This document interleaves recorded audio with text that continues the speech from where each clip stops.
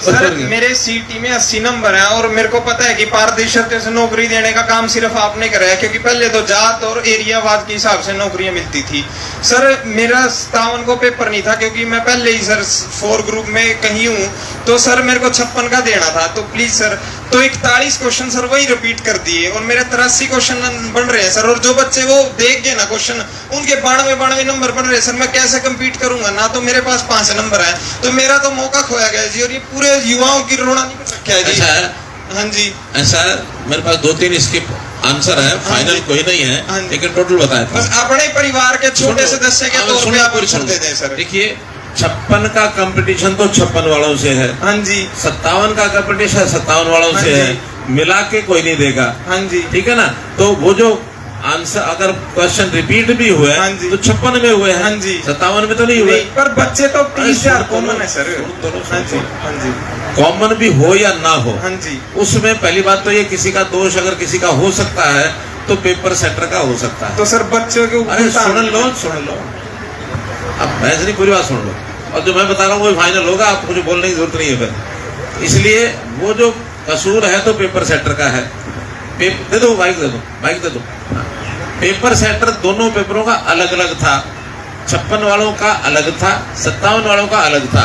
अगर एक ही paper setter होता ना, फिर तुम कहते हैं कि ये जानबूझ के किया गया। एक बात। दूसरी बात, किस्मत का खेल देखो, पहले होना था 56, फिर होना था 57। अगर वो होता तो कोई बात नहीं थी। अब कुदरती 56 वाला जो होना था, उस दिन कोर्ट ने स्टे लगा दिया। हमने फिर कोर्ट को स्टे को तुड़वाया, तो 56 वाला बाद में चला गया, 57 वाला पहले आ गया। इसका मतलब कोई किसी की मानसिकता तो उतना नहीं है, गड़बड़ नहीं है। तो सुनिए, तो तीसरा, अब 56-57 वालों में भी जो लोग आगे अगले ग्रुपों में हैं वो भी एग्जाम देंगे, उसकी तैयारी सब कर रहे हैं। ऐसा तो नहीं कि 56-57 के वहां भी आएंगे, कोई इक्का दुक्का आ भी सकते हैं। क्यों? जब अलग अलग एग्जामिनर होता है ना, वो प्रश्न अपने ढंग से पढ़ाता है, कौन कहां से उठा लाए पता थोड़ी होता है। सिलेबस फिक्स है, उस सिलेबस में जो संभावनाएं हैं वो होती है 500-600 क्वेश्चन की। 500-600 में से 100 एक ने उठाने हैं, 100 एक ने उठाने हैं, वो कहीं 20, 30, 15, 25 आ ही सकते हैं।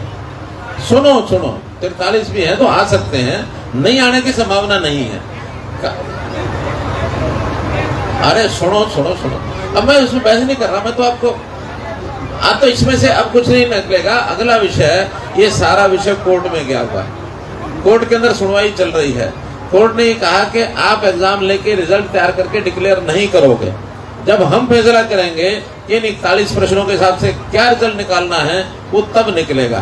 कोर्ट कहेगा ठीक है तो निकाल देंगे, कोर्ट कहेगा ठीक नहीं है तो जैसा कोर्ट कहेगा वैसा कर देंगे। हमने अपने हाथ में कोई बात रखी नहीं है। ठीक है। अगली बात, जो ग्रुप सी वाले हैं वो +2 के लोग हैं, और ये ग्रेजुएशन भी उसमें भी है। हाँ, अब ग्रुप डी तो है वो 10th वाले हैं। हाँ, लेकिन ग्रुप डी में भी सुनो भाई, सुनो, मुझे सारा पता है। मैं इसके अलावा कोई करना तो चंडीगढ़ आ जाना। मैं इन लोगों को समझा रहा हूँ, आपको नहीं, आपको सब पता है, मैं इनको बता रहा हूँ। तो ग्रुप डी में भी ये सारे +2 वाले वहां भी जाके बैठने वाले हैं।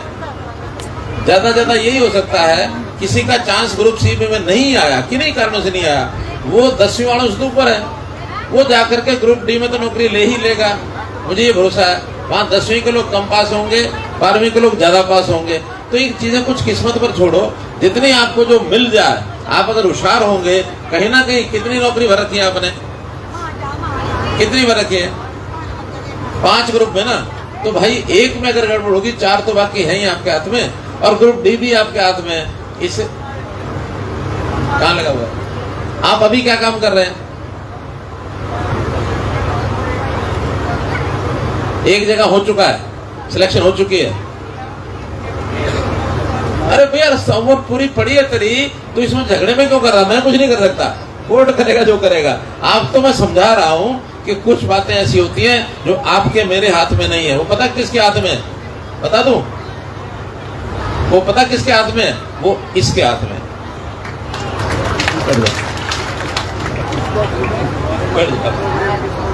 बैठ जाओ, मुझे मिलना बाद में, मुझे मिलना।